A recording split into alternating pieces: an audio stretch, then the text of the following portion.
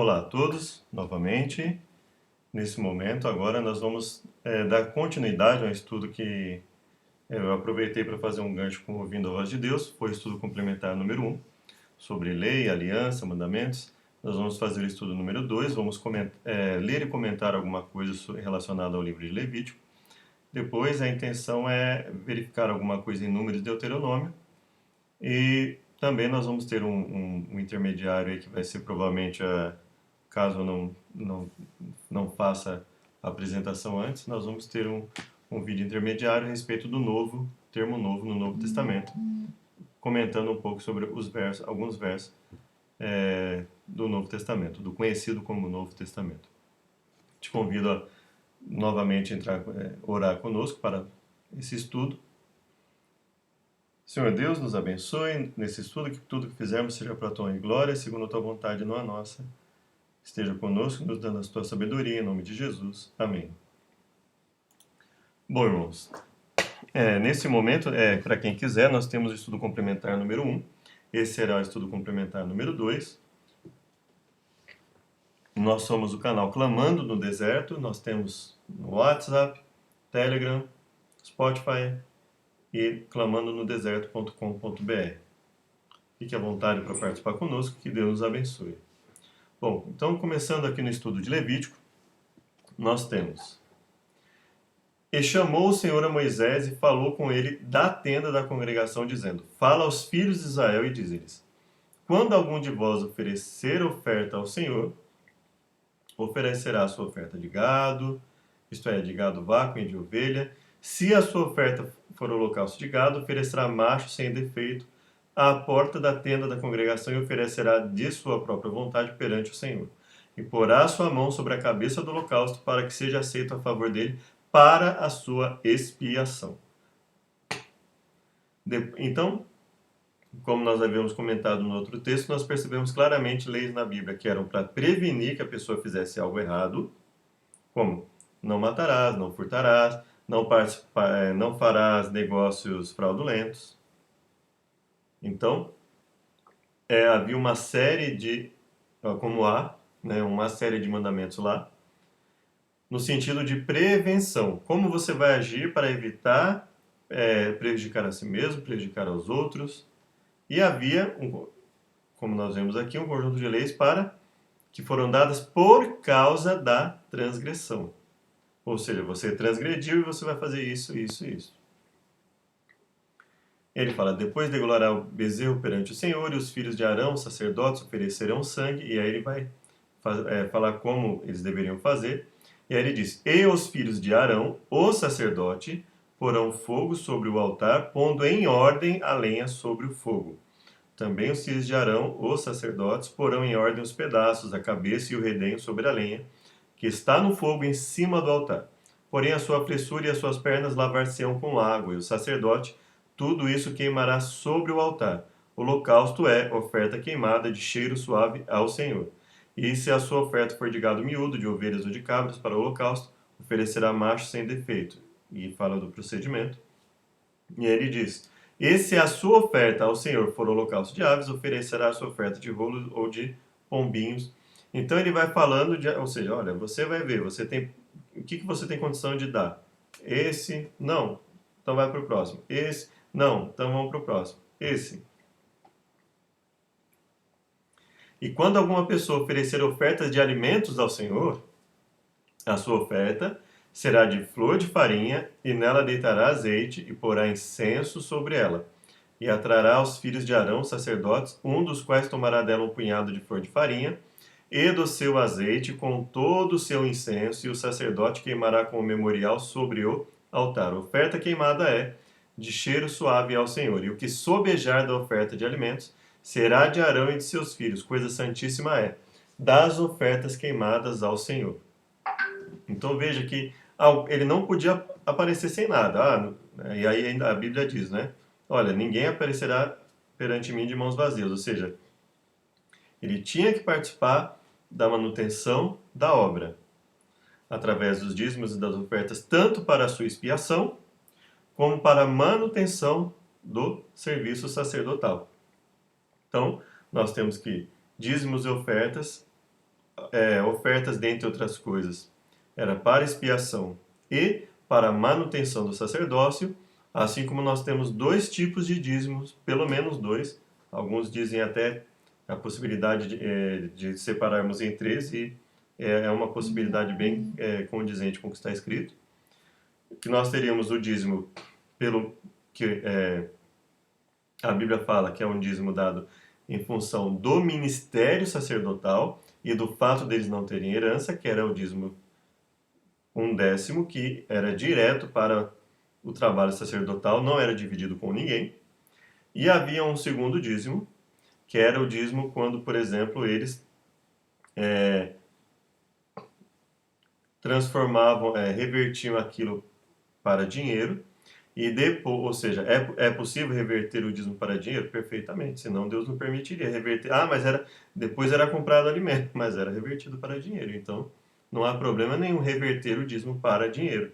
Deus permite, né? Deus permitiu, e não haveria, né, não iria ferir nenhum princípio bíblico, que o principal princípio aqui é a manutenção do evangelho. E se você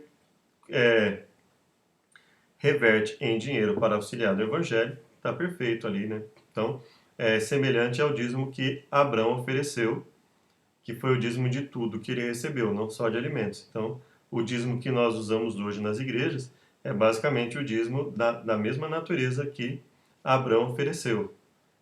Segundo um estudo que eu já fiz aqui, que eu mostro ali que a divergência de atitude de Abraão no momento pegar o dízimo sem dar opção para ninguém. Ele pegou o dízimo que caberia ao total do que ele conseguiu resgatar e ofereceu como dízimo, e o restante falou, não quero nada disso. Então ele deixou claro que não era uma liberalidade sua, ele encarou ali aquilo como um dever. Agora, indo aqui para o tempo dos judeus, dos israelitas, aqui do povo de Israel, então nós temos, Deus separou dízimos de alimentos e ofertas variadas, em alimentos, em materiais e em trabalho especializado, para que o tabernáculo, para que o santuário não só ficasse pronto, mas para que houvesse condições dos sacerdotes trabalharem. Então eles tinham alimentos, eles tinham vestuário, eles tinham materiais diversos, eles tinham dinheiro, havia imposto inclusive cobrado, e eles tinham cidades para se manter. Então toda a estrutura para a manutenção do sacerdócio foi dada. E o trabalho sacerdotal, ele não consistia apenas em oferecer sacrifício. Se você olhar lá, você vai ver que havia outras atividades, a liderança espiritual do povo, havia a função sanitarista, de auxiliar através do controle relacionado às leis sanitárias, ao controle de doenças contagiosas. Então era um trabalho amplo que eles faziam ali, e os princípios são os mesmos para nós, ou seja, apesar de não ter santuário, nós precisamos aí de pessoas para liderar espiritualmente, para se especializar em assuntos que nos auxiliem em relação à nossa saúde, aos cuidados em relação às doenças, etc. Ah, mas nem todo mundo faz isso. Aí nós temos que pensar o seguinte, o princípio foi dado. Nós precisamos de pessoas que trabalhem com isso e que sejam mantidas por nós.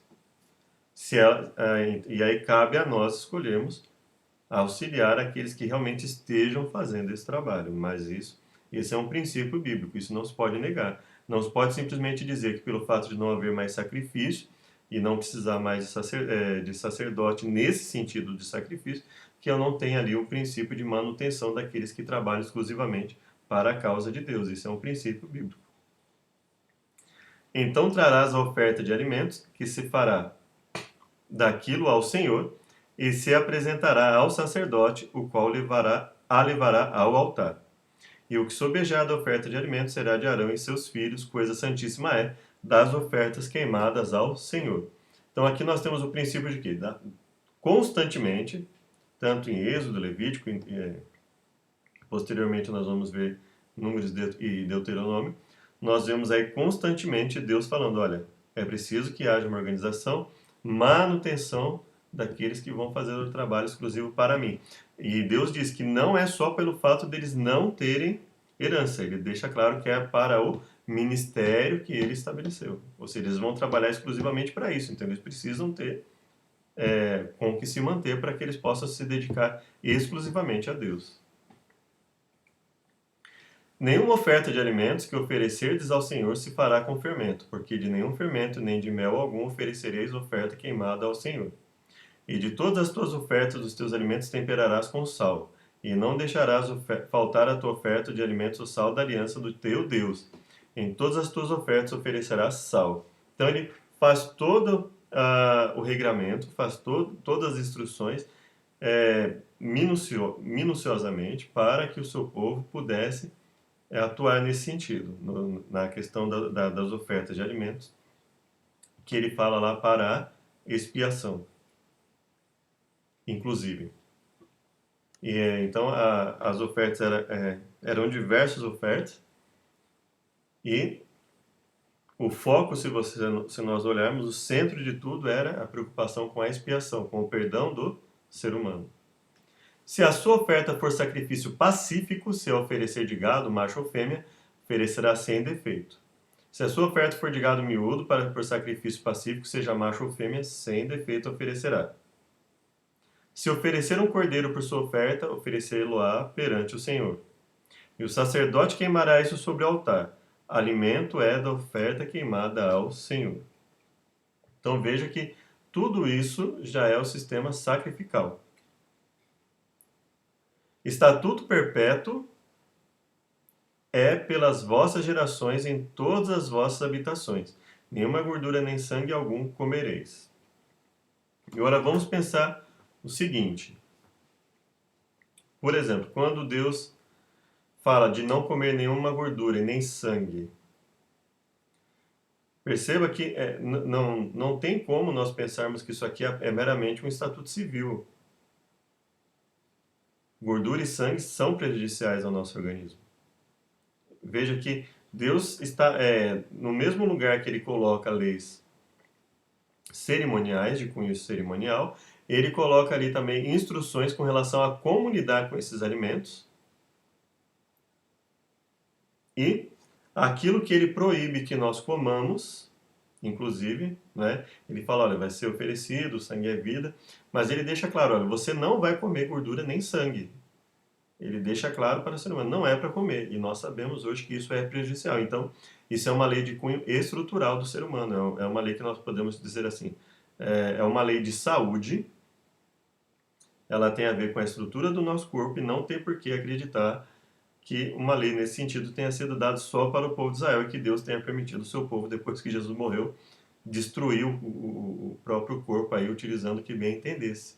Isso não faz sentido. Isso só faz sentido para uma pessoa, para um grupo que acredita que uma instrução dada, por mais que se perceba a sua validade em termos de saúde, que essa instrução seja desnecessária para, se ela não for expressamente dita após a morte de Jesus. Né? Isso é um conceito relacionado aí com aliança, mudança de lei, que muitos encaram a mudança de lei como assim, anulou tudo que estava antes e agora só vale o que for expressamente dito a partir de um determinado ponto. Nem de Jesus porque muitos dizem assim, olha, Jesus morreu, antes de Jesus morrer ele estava sujeito a todas as leis que foram dadas no Antigo Testamento. Então, e aí fica aquela coisa, né? Então, do que Jesus falou, o que vale para nós e o que não vale, né? Então fica uma coisa meio difícil até de se estabelecer. Mas perceba que nós temos leis de vários em vários aspectos, nós temos um conjunto de normas de vários aspectos, assim como quando, por exemplo, ele está falando ali do serviço cerimonial e ele fala, olha, você, quando for subir as escadas, terá o cuidado para que não se veja a nudez. Então é claramente uma lei que não tem cunho cerimonial. Falou mais o Senhor a Moisés, dizendo, fala aos filhos de Israel, dizendo, quando uma alma pecar por ignorância contra alguns dos mandamentos do Senhor, acerca do que não se deve fazer, olha só, o próprio Deus já deixa claro de diferença de finalidade nos aspectos da mesma lei que ele deu.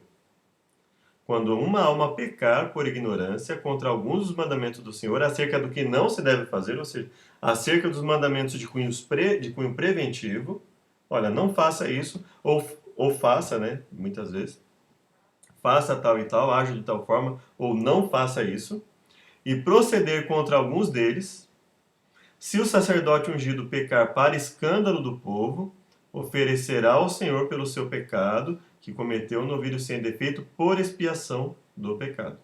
Mas, se toda a congregação de Israel pecar por ignorância, o erro for oculto aos olhos do povo, e se fizeram contra alguns dos mandamentos. Veja, inclusive nós estamos falando de pecado por ignorância.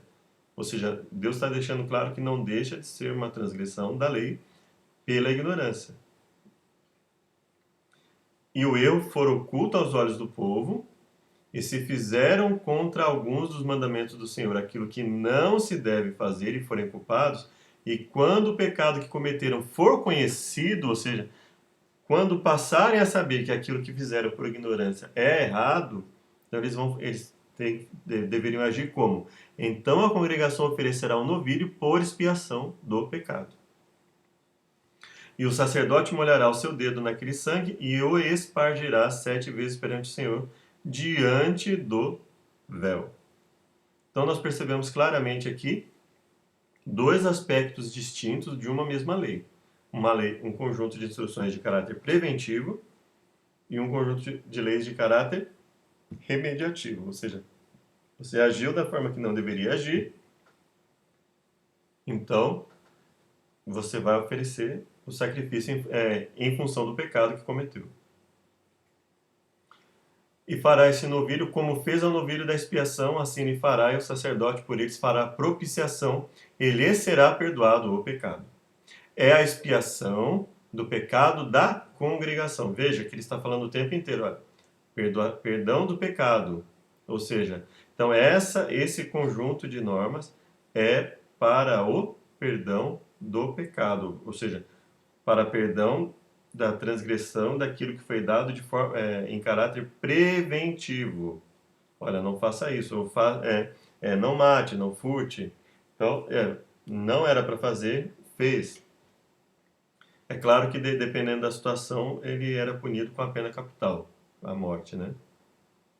Quando um príncipe pecar e por ignorância proceder contra algum dos mandamentos do Senhor, seu Deus, naquilo que não se deve fazer e assim for culpado, ou se o pecado que ele cometeu lhe for notificado, então ele trará pela sua oferta um bode tirado das cabras, macho sem defeito. Então, perceba, mandamentos de cunho preventivo e mandamentos de cunho remediativo. Olha, você transgrediu aquilo que ele estabeleceu, ou seja, mandamentos que foram dados para prevenir as transgressões e mandamentos que foram dados em virtude por causa das transgressões cometidas. Né? Considerando que a transgressão ocorreu, então o que seria feito? Se for toda a comunidade de Israel que pecar sem intenção, fazendo o que é proibido em qualquer dos mandamentos do Senhor, ainda que não tenha consciência disso, a comunidade será culpada. Quando tiver consciência do pecado que cometeu, a comunidade trará o novilho como oferta pelo pecado e o apresentará diante da tenda do encontro. Quando o conscientizar do seu pecado, trará como oferta um bode, em relação ao líder, né? Então perceba que constantemente ele está estabelecendo, olha, em virtude da transgressão cometida, vai ser feita essa e essa atitude. Quando alguma pessoa pecar ouvindo uma voz de blasfêmia, de que for testemunha, seja porque viu ou porque soube, se ou não denunciar, então levará a sua iniquidade.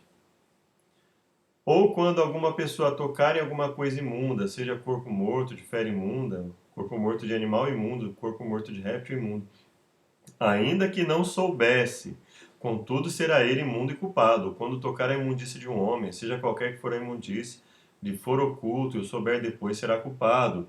Ou quando a pessoa jurar, pronunciando temerariamente com os seus lábios, para fazer o mal ou para fazer o bem, ele for oculto e souber depois, culpado será numa dessas coisas. Que será feito? Confessará aquilo em que pecou. Perceba que ele está deixando claro, olha, você tem um conjunto de normas que você deve seguir para evitar esse erro.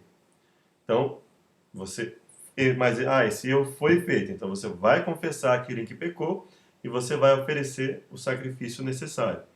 Mas se em sua mão não houver recurso para gado miúdo, oferecerá 2 rolas ou 2 pombinhos, uma para expiação do pecado e outro para holocausto.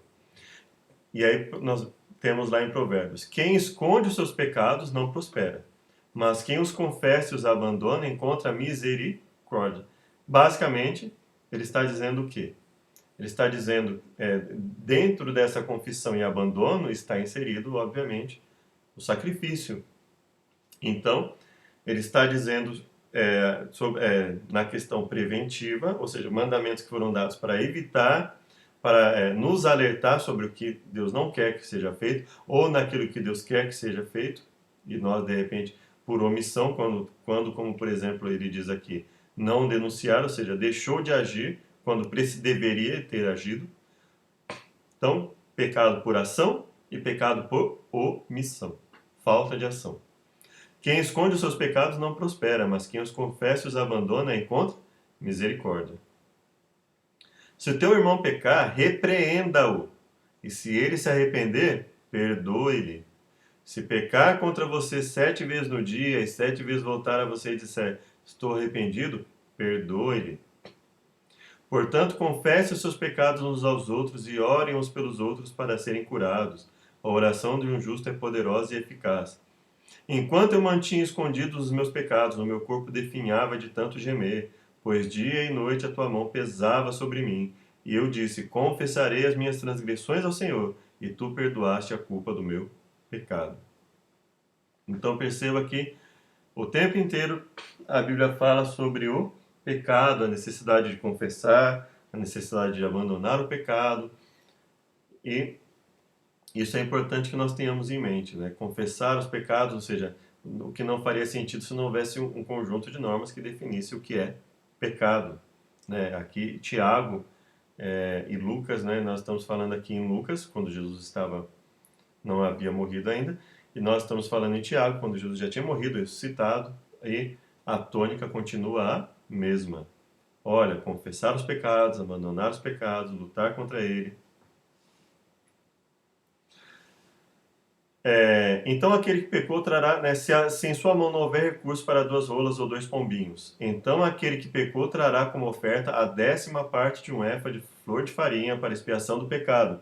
Não deitará sobre ela azeite, nem lhe porá em cima o incenso, porquanto é a expiação do pecado, e a trará ao sacerdote. E aí, né, tem todo o procedimento, e ele fala, e o restante será do sacerdote como oferta de alimentos. Veja, tanto a preocupação mesmo em relação àquele que não tinha condições de oferecer 2 rolas ou 2 pombinhos, ele traria o que ele pudesse trazer, mas daquilo que fosse trazido, que fosse levado, uma parte seria como oferta de alimentos para o sacerdote. Ou seja, a preocupação de Deus com a manutenção daqueles que se dedicam exclusivamente ao seu trabalho. E como isso era constante, não havia como. E Deus falava: ninguém aparecerá de mãos vazias, ou seja, não havia como a pessoa falar: ah, não, eu não quero ajudar. Não, como assim não quer ajudar? Você está sendo beneficiado e não quer ajudar? Né? Não havia essa possibilidade no trabalho de Deus. E quando nós olhamos o Novo Testamento, aquele que não tem o interesse em ajudar, ele é chamado inclusive de idólatra. Né?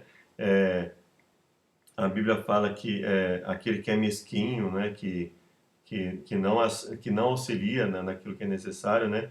Ela coloca o avarento que é idólatra. Então ela fala que o avarento é equivalente ao idólatra.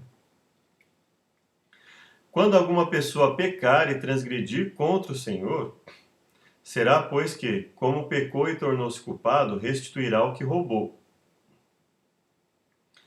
ou o que reteve violentamente, ou o depósito que lhe foi dado em guarda, ou o perdido que achou, ou tudo aquilo sobre que jurou falsamente, e o restituirá no seu todo, e ainda sobre isso acrescentará o quinto. Veja só a ideia de indenização. Então você confessa o pecado, você abandona o pecado, você indeniza o envolvido prejudicado, e a sua expiação trará ao Senhor um carneiro sem defeito do rebanho. Então veja que nós temos aqui a ideia de restituição do que foi roubado, ou que, né, e aí ele falou que reteve violentamente. Aqui vamos dizer, por exemplo, que se você pegou que não é seu, seja por furto, por roubo, por depósito em que ele foi dado em guarda, perdido, que não era seu e que você achou e não, né? Então, biblicamente não existe se nós formos considerar o termo perdido aqui, assim como na lei de hoje, não existe essa questão de achado não é roubado, né? Ou achado não é furtado, vamos dizer assim. Ou tudo aquilo sobre o que jurou falsamente restituirá no seu todo e ainda sobre isso acrescentará o quinto. Então, veja aqui, havia as leis preventivas. Ah, tá, mas você transgrediu essas leis que foram dadas para a prevenção de atos que Deus não quer que sejam feitos. Ou você se omitiu diante de atos que precisavam ser feitos. Então, nesse caso aqui, por exemplo, havia além da expiação do pecado, havia a restituição, o trabalho de devolução daquilo que foi tomado indevidamente.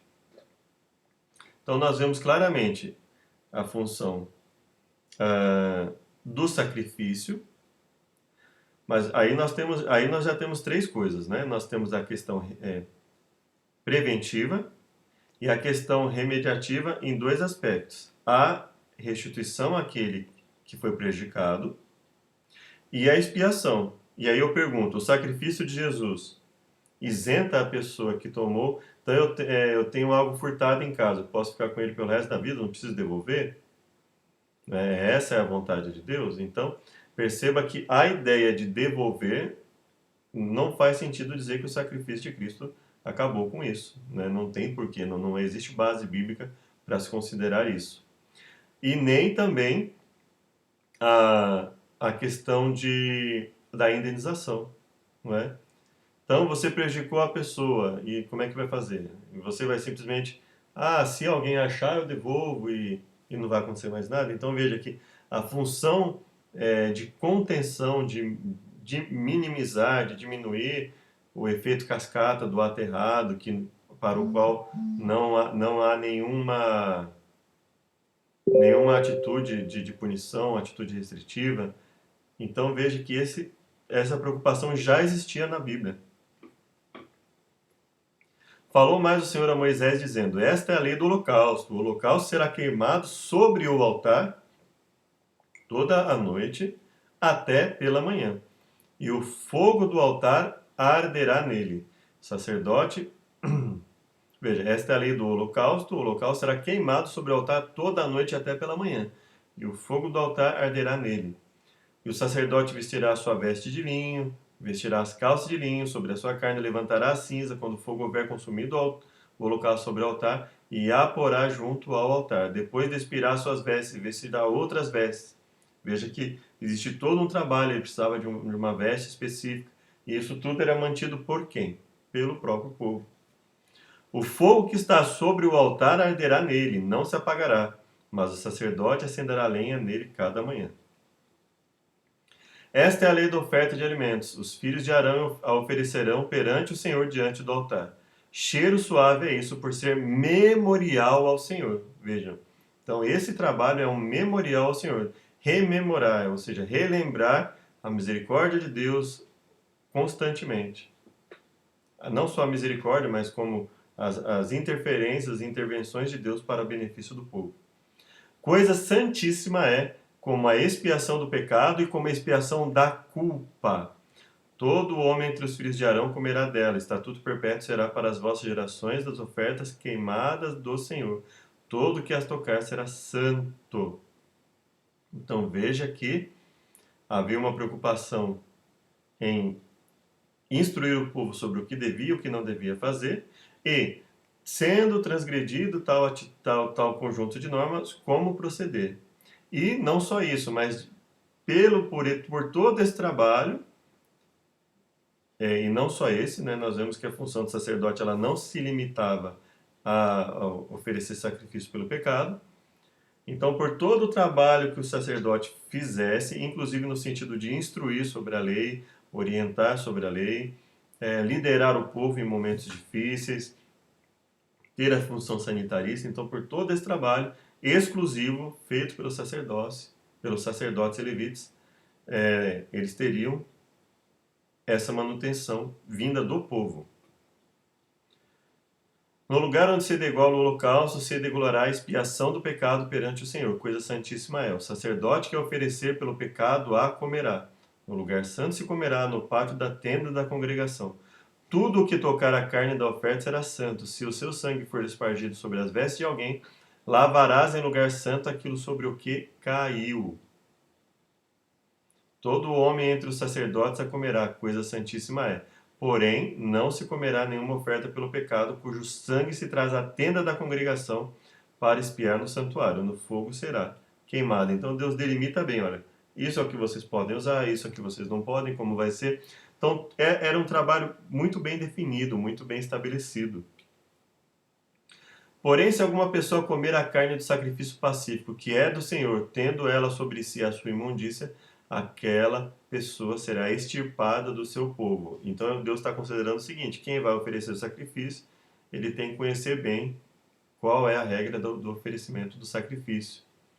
E se uma pessoa tocar alguma coisa imunda, como imundícia de homem ou gado imundo, ou qualquer abominação imunda, e comer da carne do sacrifício pacífico, que é do Senhor, aquela pessoa será extirpada do povo.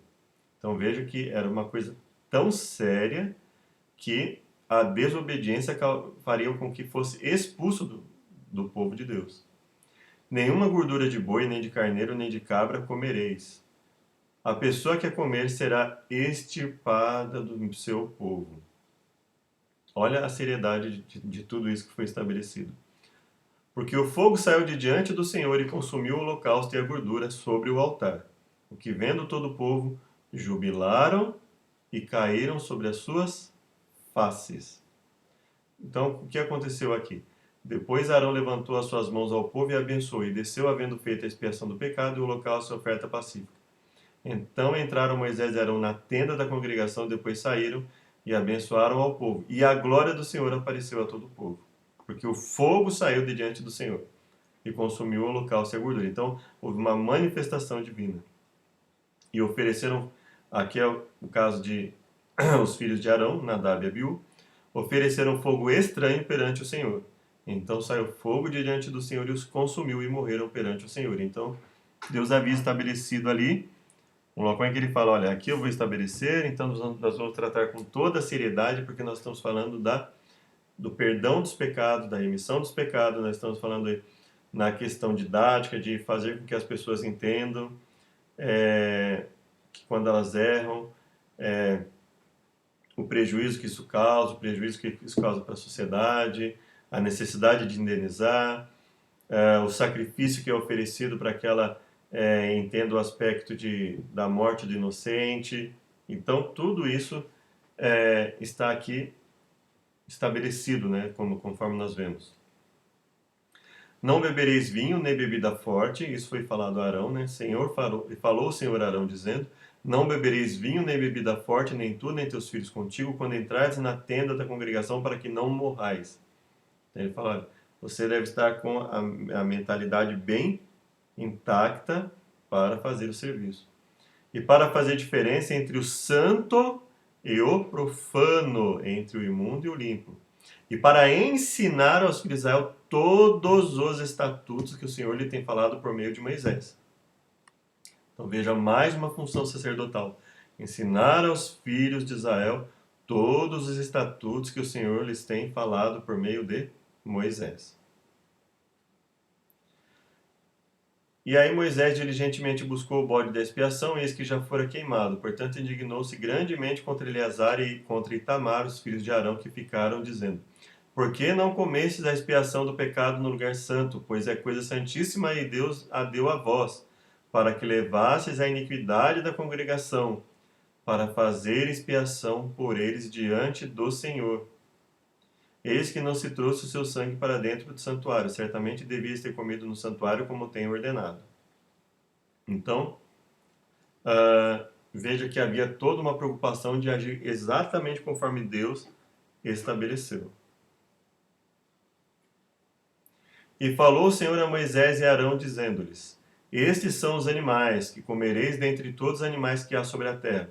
Dentre os animais, todo que tem unhas fendidas, e a fenda das unhas se divide em duas, e rumina, deles comereis. Destes, porém, não comereis dos que ruminam ou dos que têm unhas fendidas. Esse vos será imundo. Então veja, alguns porque ruminam, mas não têm unhas fendidas, né? Ah, e aí o porco, né, tem unhas fendidas e a fenda das unhas se divide em duas, mas não rumina. Então ele estabeleceu aspectos físicos, estruturais dos animais quando ele deu essa determinação. Veja que não tem caráter cerimonial, não tem caráter simbólico. É uma lei de saúde, é uma lei que Deus estabeleceu de acordo com a estrutura do animal. Das suas carnes não comereis, nem tocareis nos seus cadáveres, esses vos serão imundos. De todos os animais que há nas águas comereis os seguintes: todo que tem barbatanas e escamas nas águas, nos mares e nos rios, esses comereis. Mas todo que não tem barbatanas nem escamas nos mares e nos rios, todo réptil das águas e todo ser vivente que há nas águas, esses serão para vós abominação. Todo que não tem barbatanas ou escamas nas águas será para vós abominação. Então veja que aqui ele está falando sobre a estrutura do animal, não tem caráter cerimonial, não tem caráter meramente de purificação sacerdotal, não. É estrutural. É uma lei de cunho estrutural. Ele está falando, olha, isso eu não abençoo como alimento. Isso eu abençoo como alimento. Então, é o próprio Deus que está dizendo, o próprio Deus que estabeleceu para Moisés, olha, isto eu abençoo para alimento e isso eu não abençoo, e isso em virtude da estrutura, e a estrutura desses animais não mudou. Então não tem por que dizer, porque Deus abençoou. Não, Deus não abençoou, Deus não considera isso como alimento. Então, tudo que Deus criou como alimento é bom para alimento. Tudo que Deus criou para outras funções, ele é bom para outras funções que não alimentação. Então, isso é o que Deus está estabelecendo. Então, quando nós vamos ler aquilo que é chamado Novo Testamento, nós devemos ter o cuidado de entender que o Novo Testamento não foi escrito em um vácuo. Ele foi escrito dentro de um contexto em que as pessoas já tinham acesso às escrituras que o próprio Deus deu, que o próprio Deus estabeleceu. Então, nós temos que ter um cuidado de analisar, né, de não criarmos aí, ao invés de um cristianismo, um paulinismo, em que se joga por terra tudo que Deus havia ensinado até Atos, que basicamente é o que a maioria das igrejas fazem, o que Jesus ensinou é adequado eles tentam adequar dentro da interpretação deles ao que Paulo falou. Então, o que Jesus falou vai ser aceito ou não como válido para nós. Se Paulo não tiver falado nada que aparentemente dê a entender que aquilo acabou, né? Então nós temos que tomar nós temos que tomar muito cuidado com isso. Deus colocou aqui características físicas dos animais e proibiu em função dessas características. É uma lei de saúde, ela não tem nada de cerimonial, ela não tem nada de com a morte de Jesus eu não preciso mais cuidar da minha saúde. Não, não existe isso. Isso é biblicamente, além de não ter base bíblica, é um absurdo lógico, não é? Das aves essas abominareis. E aí ele fala, né, que tipo de ave poderia e que tipo de ave não poderia. Todo inseto que voa, que anda sobre quatro pés, será para vós abominação. Mas isso comereis de todo inseto que voa, que anda sobre quatro pés, que tiver pernas sobre seus pés para saltar com elas sobre a terra. Então veja, ele está falando, olha, animais tal, tal e tal, vocês vão poder, e animais tal e tal, tal vocês não vão poder. E nós vemos que a base principal aqui, mesmo quando ele fala das aves, ele fala dessas abominareis, ele fala o conjunto de aves, né? E apesar dele não, o que se chama de aves, né? Vamos dizer assim, ou que foi traduzido por aves, né? Ele coloca o que poderia e o que não poderia. E principalmente, tendo em mente o contexto de Levítico 11, ele deixa bem claro que o motivo é estrutural, em relação à estrutura do animal. Ó. Esse animal é adequado para comer, esse não é adequado para comer. E aí, lembrando que isso foi uma adaptação, porque no início o homem não comia carne. Porque eu sou o Senhor vosso Deus, portanto vós vos santificareis e sereis santos, porque eu sou santo. Então Deus está dizendo, olha, vocês vão se santificar, vocês vão buscar se separar do que é errado, se separar do que o mundo faz de errado, porque Deus é santo. Então ele fala, olha, eu sou santo e vocês vão se santificar em virtude disso, vocês vão ter uma vida diferenciada. Porque eu sou o Senhor que vos fiz subir da terra do Egito, para que eu seja vosso Deus e para que sejais santos, porque eu sou santo. Então ele fala, eu vos dei a liberdade para que vocês possam me obedecer e se separar de tudo isso que prejudica, que é prejudicial no mundo. Para fazer diferença entre o imundo e o limpo, e entre os animais que se podem comer e os animais que não se podem comer. E ele deixa claramente estabelecido, olha, e vocês vão fazer isso porque vocês vão se santificar, vocês vão ser pessoas diferenciadas para mim. E isso é o próprio Deus que está dizendo, não é? Em relação aos animais.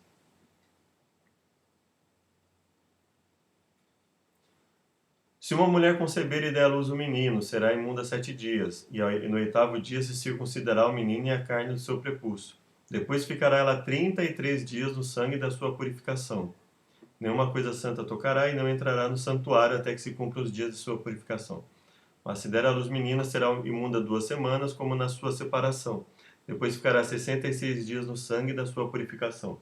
E quando forem cumpridos os dias da sua purificação por filho ou por filha, trará um cordeiro de 1 ano por holocausto e um pombinho ou uma rola para expiação do pecado. Então nós vemos aqui duas coisas: o aspecto cerimonial, mas também o aspecto de preocupação com, vamos dizer assim, para que o povo tivesse ali o melhor possível para a época em termos de higiene, para que não houvesse contaminação, para que a própria mulher, inclusive,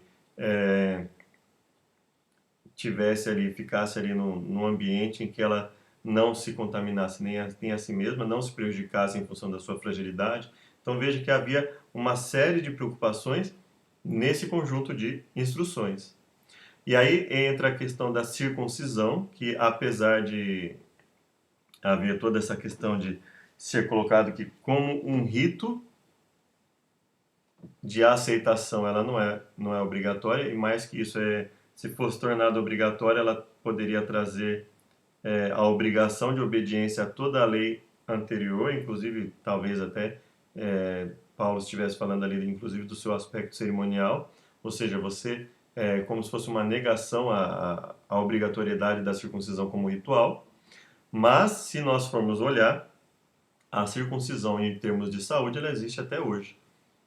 Não é a questão de você prevenir, você cortar o excesso do prepúcio que cobre a glande no homem.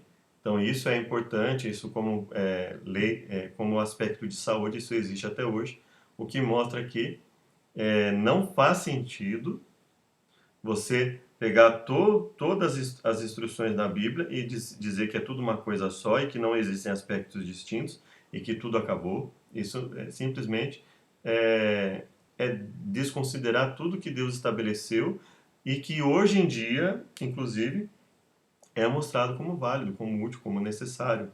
Todos os princípios aqui que nós falamos são princípios de saúde que são necessários para a nossa vida, para o nosso dia a dia. Falou mais o Senhor a Moisés e Arão, dizendo: quando o homem tiver na pele da sua carne inchação, pústula, mancha lustrosa, na pele de sua carne como praga da lepra, então será levado Arão, o sacerdote, ou a um de seus filhos, os sacerdotes, e o sacerdote examinará a praga na pele da carne. Se o pelo na praga se tornou branco e a praga parecer mais profunda do que a pele da sua carne, é praga de lepra. Veja que assim, ele está usando o termo lepra, mas basicamente nós podemos entender aqui que é abrangente, não é? Um termo abrangente. O sacerdote o examinará e o declarará imundo. E eis que se a praga se recolheu e na pele não se estendeu, então o sacerdote o declarará por limpo, é uma pústula, e lavará suas vestes e será limpo. Então, dentre as funções sanitaristas do sacerdote estava em analisar a praga da lepra e liderar o trabalho de isolamento para que não houvesse o risco, inclusive, de contaminação, de contágio. Depois falou o Senhor a Moisés, dizendo: essa será a lei do leproso no dia da sua purificação. E aí ele fala toda a lei, né? E será que ao sétimo dia rapará todo o seu pelo, a sua cabeça, a sua barba, a sobrancelha, assim rapará todo o pelo, e lavará suas vestes, e lavará a sua carne com água, e será limpo. Falou mais o Senhor a Moisés: quando tiverdes entrado na terra de Canaã, que vos hei de dar por possessão, e eu enviar a praga da lepra em alguma casa da terra da vossa possessão, então aquele de quem for a casa virá e informará o sacerdote, dizendo: parece-me que há como praga em minha casa. E aí o sacerdote iria na casa e faria todo o procedimento. Então veja aqui. E aí, se fosse o caso, se a praga tornar a brotar na casa, e aí ele fala: olha, se não tiver outro jeito, portanto, se derribará a casa, suas pedras, madeira, barro, e se levará para fora da cidade a um lugar imundo, ou seja, isolamento máximo para evitar contágio. Porém, tornando o sacerdote a entrar na casa, examinando se a praga não se tem estendido, declarará por limpo, porque a praga está curada. Depois tomará para espiar a casa, então havia todo o processo de expiação. Assim espiará aquela casa com o sangue da ave, com as águas correntes, com a ave viva, pau de cedro, sopo, carmesim. Esta é a lei de toda a praga da lepra e da tinha e da lepra das roupas das casas, da inchação, pústulas, manchas lustrosas, para ensinar quando alguma coisa será imunda e quando será limpa. Veja que mesma preocupação de Deus em estabelecer o limpo e o imundo em relação à doença é a preocupação que ele teve ao fazer a distinção das carnes limpas e imundas. Então nós vemos que é um aspecto estrutural, uma preocupação com a estrutura para visar a saúde do ser humano. Falou mais o Senhor a Moisés e a Arão, dizendo: falai aos filhos de Israel e dizei-lhes: qualquer homem que tiver fluxo da sua carne será imundo por causa do seu fluxo. Toda a cama que se deitar ou tiver fluxo será imunda, e toda coisa sobre o que se sentar será imunda. Aquele que se assentar sobre aquilo que se assentou, que tem fluxo, e aquele que tocar a carne do que tem fluxo, lavará suas roupas. Quando também que tem fluxo cuspir sobre um limpo, então lavará suas roupas. Então havia toda uma preocupação para evitar contágio. Isso também é uma função sacerdotal. Assim separareis os filhos de Israel das suas imundícias, para que não morram nas suas imundícias, contaminando o meu tabernáculo que está no meio deles. Esta é a lei daquele que tem fluxo, daquele que saiu sangue da cópula. E então veja que havia toda uma preocupação, inclusive bem esmiuçada. E nunca mais oferecerão seus sacrifícios aos demônios, após os quais eles se prostituem. Isso se lhes há por estatuto perpétuo nas suas gerações. Então, sacrifício apenas voltado a Deus. Lembra quando Paulo fala que o que eles o ídolo em si não é nada, mas o que eles oferecem a demônios e não querem que tenhais participação com os demônios. Qualquer homem da casa de Israel, dos estrangeiros que peregrinam entre vós, que oferecer o holocausto ou sacrifício não trouxer à porta da tenda da congregação para oferecê-lo ao Senhor, esse homem será extirpado do seu povo. Olha, mais uma vez a seriedade. Ele queria que isso ficasse bem fixo, a seriedade disso na mente das pessoas. Porque a vida da carne está no sangue, pelo que vou-lo tenho dado sobre o altar, para fazer expiação pelas vossas almas, porquanto é o sangue que fará expiação pela alma. Nenhum dentre vós comerá sangue, nem o estrangeiro que peregrina entre vós comerá sangue. Oi, meu anjo, tudo bom? Posso?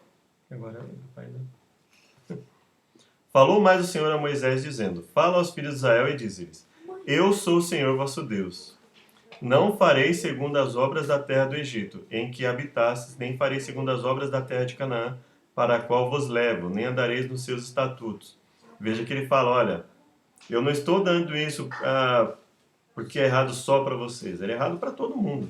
Né? Deus não queria que ninguém fizesse o que era errado. Ele fala, não farei segundo as obras do Egito, não farei segundo as obras da terra de Canaã, nem andareis nos seus estatutos, fareis conforme os meus juízos, e os meus estatutos guardareis, para andares neles. Eu sou o Senhor vosso Deus. Portanto, os meus estatutos e os meus juízos guardareis, os quais, observando os homens, viverá por eles, eu sou o Senhor. Então, Deus está deixando bem claro, o mandamento não significava a morte. O que significava a morte? Transgressão do mandamento. Então, o que era o ministério da morte? Tendo em vista que o mandamento trazia a vida. O ministério da morte era o ministério da condenação em virtude da transgressão. Ou seja, haviam determinadas leis que, inclusive que transgredidas, levariam à morte do transgressor, morte pública, não é? E há inclusive a questão da morte eterna, né, em virtude do não arrependimento. Mas os mandamentos em si mesmos nunca foram o ministério da morte. Então, o que é o ministério da morte gravado com letras em pedras? Sendo que a lei trazia a vida, a transgressão. Então, se um homem, um filho desonrasse os pais a ponto de cometer algo grave, ele poderia ser morto. Se ele matasse com dolo, ele poderia ser morto. Se ele adulterasse, ele poderia ser morto. Então, basicamente, o ministério da morte, que estava tanto gravado, que era a punição, tanto pelos mandamentos que estavam ali nas letras em pedra, como por outros mandamentos. Portanto, guardareis o meu mandamento, não fazendo nenhuma das práticas abomináveis que se fizeram antes de vós, e não vos contamineis com elas. Então Deus não está dizendo assim, olha, por vocês serem o povo de Israel, vocês vão obedecer isso, mas outros povos não precisam. Ele está dizendo, isso é abominável, eu não quero que vocês façam isso, porque isso é abominável, eu não aceito isso. Isso, vocês precisam, aquele que quiser ser o meu povo, vai ser separado. Ele inclusive fala dos estrangeiros que quisessem fazer parte do povo, que eles poderiam aderir, e o povo deveria ser o quê? As pessoas, Deus disse o quê? Que as pessoas deveriam, se o povo obedecesse, as pessoas iriam olhar, falar que povo instruído, mas Deus queria só que eles olhassem e falar que povo instruído? Não, óbvio que Deus queria que eles fossem um testemunho para que os outros também aderissem a isso.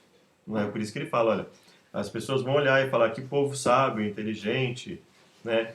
A saúde, vocês não vão ter as doenças do Egito, então eles vão ver que vocês são um povo saudável e por aí afora, né? Não só saudável fisicamente, mas saudável mental, espiritualmente. Vocês vão falar da lei, vocês vão meditar na importância da lei o tempo inteiro. Nem te deitarás com a mulher do teu próximo, e da tua descendência não darás nenhum para fazer passar pelo fogo perante Moloque. Veja, não se deitar com a mulher do teu próximo, isso tem a ver com adultério. Da tua descendência não darás nenhum para fazer passar pelo fogo perante Moloque, a questão do assassinato, principalmente no contexto, não só o assassinato, em todos os seus aspectos que não fossem, obviamente, a punição por um pecado de rebeldia, né, um pecado de rebelião. Da tua descendência não darás nenhum para fazer passar pelo fogo perante Moloque, ou seja, um assassinato com um grau maior ainda talvez de maldade, né? Pegar um descendente para oferecer a outro Deus ali, fazendo parte do Deus verdadeiro, oferecer a outro Deus, e pior ainda, né? Questão de matar, né?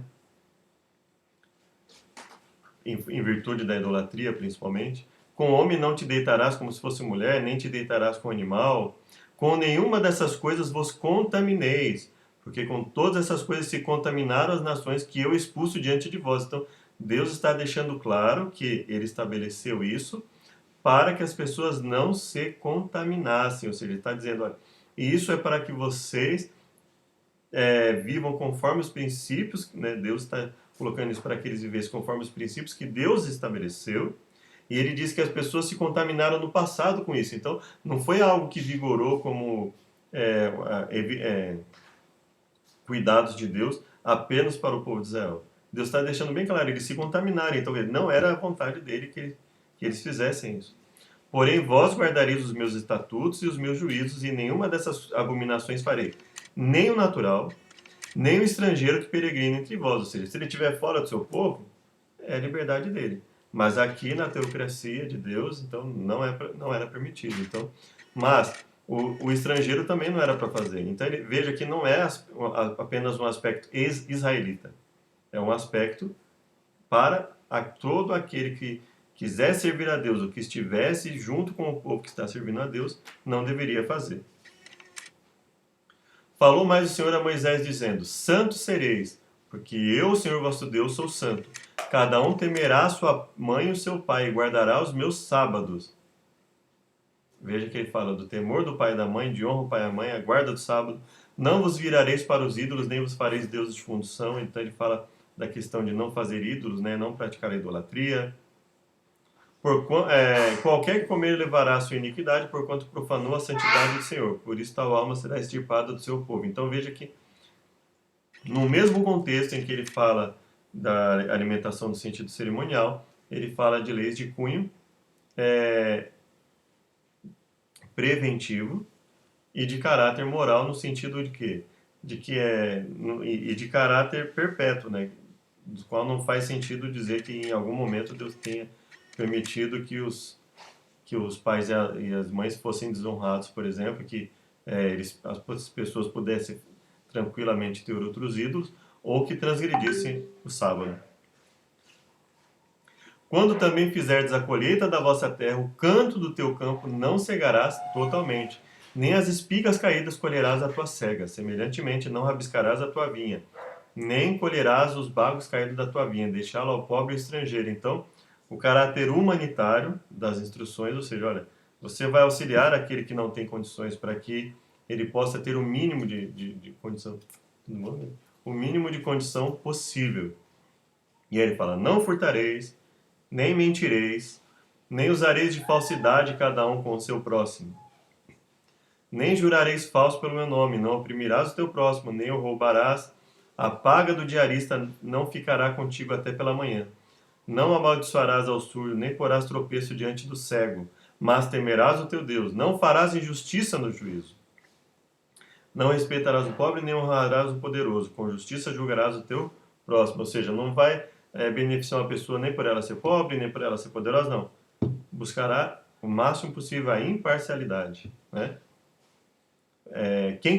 Quem que errou ali foi o pobre, foi o poderoso? Quem que estava prejudicando ali? Não andarás como mexeriqueiro entre o teu povo. Não te porás contra o sangue do teu próximo. Não odiarás a teu irmão no teu coração. Não deixarás de repreender o teu próximo. E o que Jesus fala? Se alguém pecar contra ti, vai e repreende-o. E por causa dele não sofrerás pecado. Não te vingarás, nem guardarás ira contra os filhos do teu povo, mas amarás o teu próximo como a ti mesmo. Eu sou o Senhor. Veja, uma série de instruções aqui de cunho o quê? Preventivo.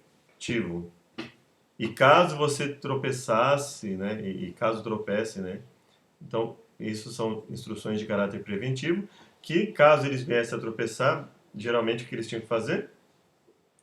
Vinha ao aspecto remediativo, né, tanto em questão de, dependendo do que ele tivesse feito, a reposição, como a questão do sacrifício, do oferecimento do sacrifício. Então, caráter preventivo, caráter remediativo. E dentro do caráter remediativo havia o aspecto cerimonial do sacrifício e havia o aspecto de devolver o que pegou injustamente, de indenizar, de auxiliar aquele que foi prejudicado. Não comereis coisa alguma com sangue, não augurareis, nem adivinhareis.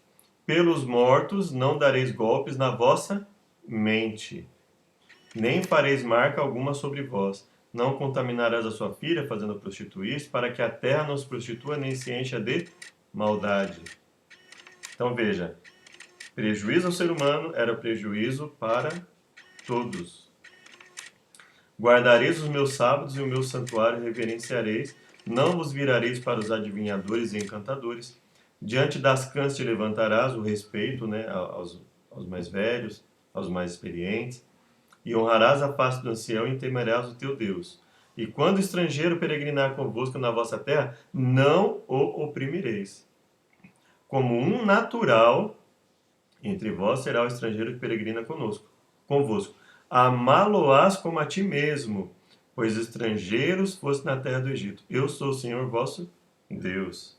Então, está muito claro que a Bíblia, mesmo naquilo que é chamado no Antigo Testamento, ela tem uma série de normas que não faz sentido que nem antes dela ter sido dada por escrito e nem depois da morte de Jesus tenha se acabado.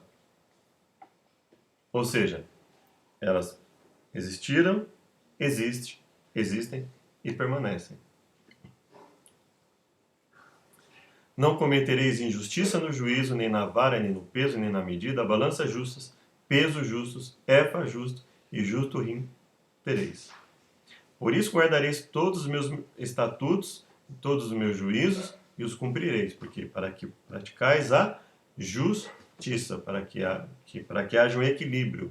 Então, equilíbrio é obediência. Equilíbrio não é obedecer quando for mais cômodo. Não. Equilíbrio é obediência às determinações de Deus para que haja harmonia.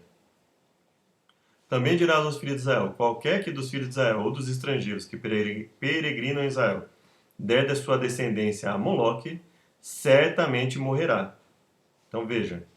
Então, vou pegar um descendente e vou oferecer a Moloque. Ele seria punido com a morte, com a pena capital, né, com a morte. Porquanto deu a sua descendência a Moloque para contaminar o meu santuário e profanar o meu santo monte. Então, veja que Deus fala, prejudicar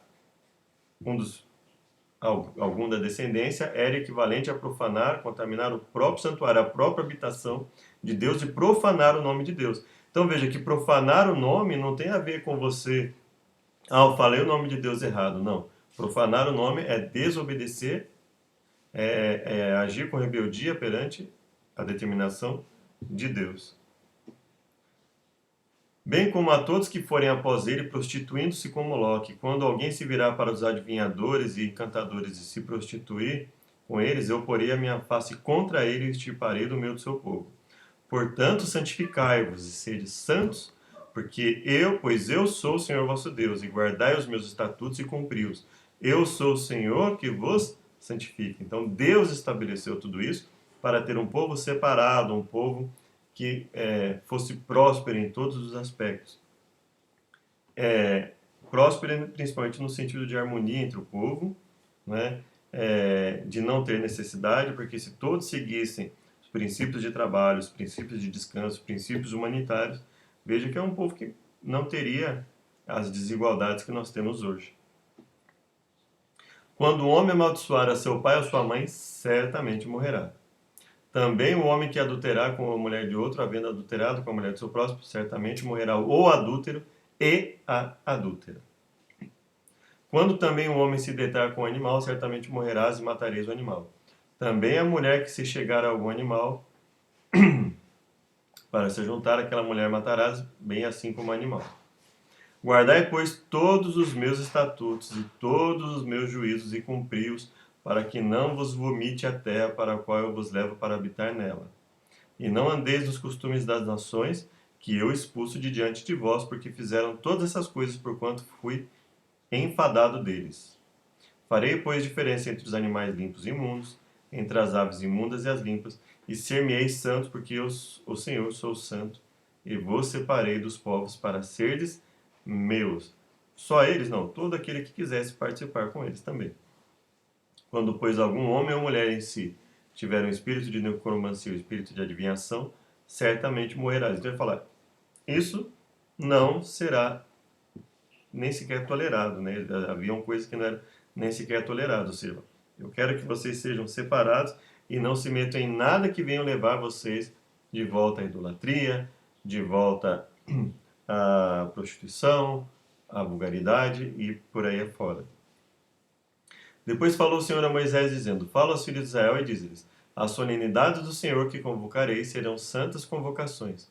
E ele fala, essas serão as minhas solenidades. 6 dias de trabalho fará, mas o 7º será sábado de descanso, santa convocação, nenhum trabalho fareis. Então, e ele deixou claro lá no Êxodo que um dos motivos pelo qual ele havia dado porque ele descansou na criação. Então ele deixa claro que Esse é uma convocação, uma solenidade distinta das outras, inclusive.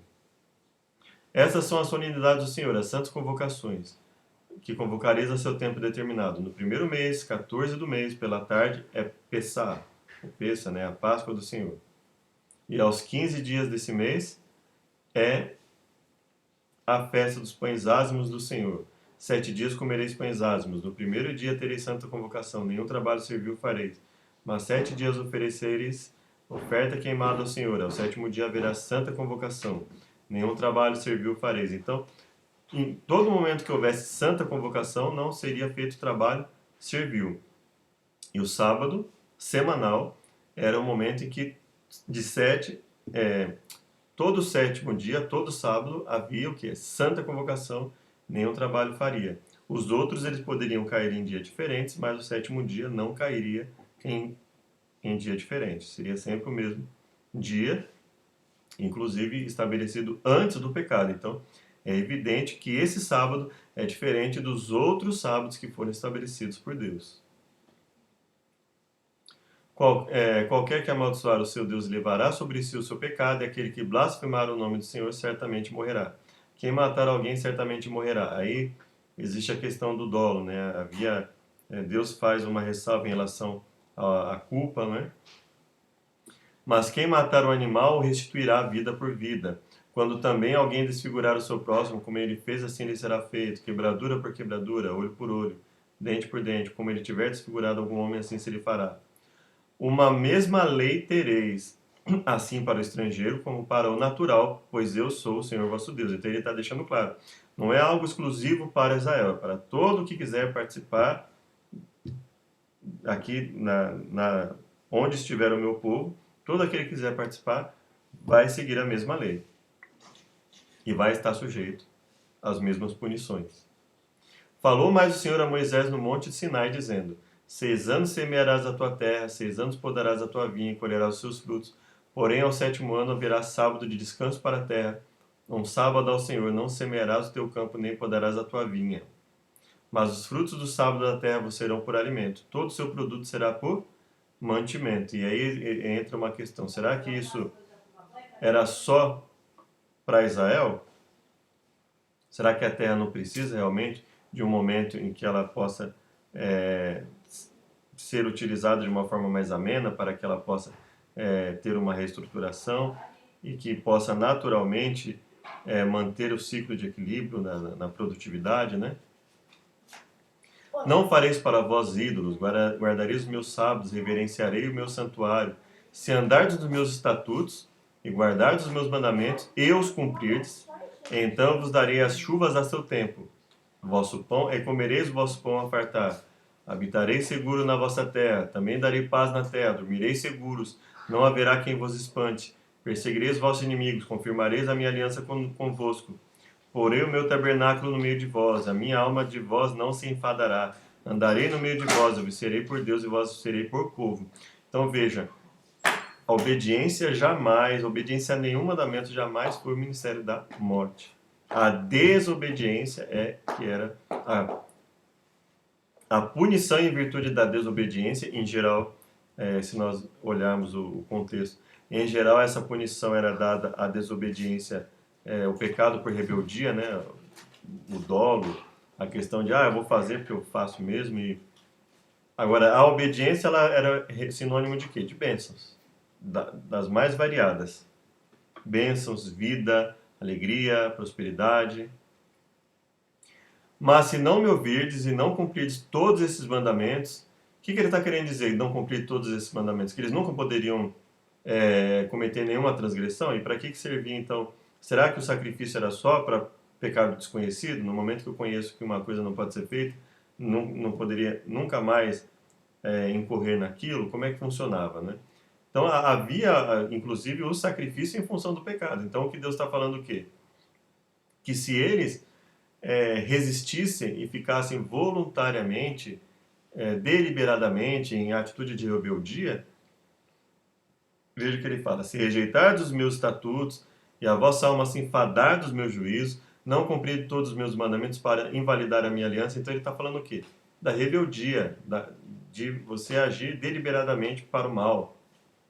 Então eu também vos farei isto, porei sobre vós terror, tísica, febre ardente, que consuma os olhos e atormentem a alma, semeareis em vão a vossa semente, pois os vossos inimigos a comerão. E aí ele fala, se ainda com todas essas coisas não me ouvirdes, então prosseguirei a castigar-vos 7 vezes mais por causa dos vossos pecados, porque quebrarei a soberba da vossa força. Eu também andarei contrariamente para convosco, e eu mesmo vos ferirei 7 vezes mais por causa dos vossos pecados. Então ele fala, então eu vou punir vocês para quebrar a soberba da vossa força, para que eles se lembrem, né? Ou, o que nós estamos fazendo? E se com isso não me ouvirdes, mas ainda andares contrariamente para comigo. Então ele fala, ó, então ele está deixando claro, ó, isso virá como advertência, advertência pós advertência, para que vocês se voltem novamente. Também eu para convosco andarei contrariamente em furor e vos castigarei 7 vezes mais por causa dos vossos pecados. Então a terra folgará nos meus sábados, nos seus sábados, todos os dias da sua assolação. E vós estareis na terra dos vossos inimigos. Então a terra descansará e folgará nos seus sábados. Todos os dias da assolação descansará, porque não descansou nos vossos sábados, quando habitáveis nela. E quanto aos que de vós ficarem, eu porei tal pavor nos seus corações, nas terras dos seus inimigos, que o ruído de uma folha movida os perseguirá. E fugirão como quem foge da espada, e cairão sem ninguém os perseguir. Então confessarão, olha só, Levítico 26, 27 a 38, Levítico 26, 40 a 46. Então confessarão a sua iniquidade, a iniquidade de seus pais, com as suas transgressões, com que transgrediram contra mim, como também eles andaram contrariamente para comigo. Eu também andei para com eles contrariamente e os fiz entrar na terra dos seus inimigos.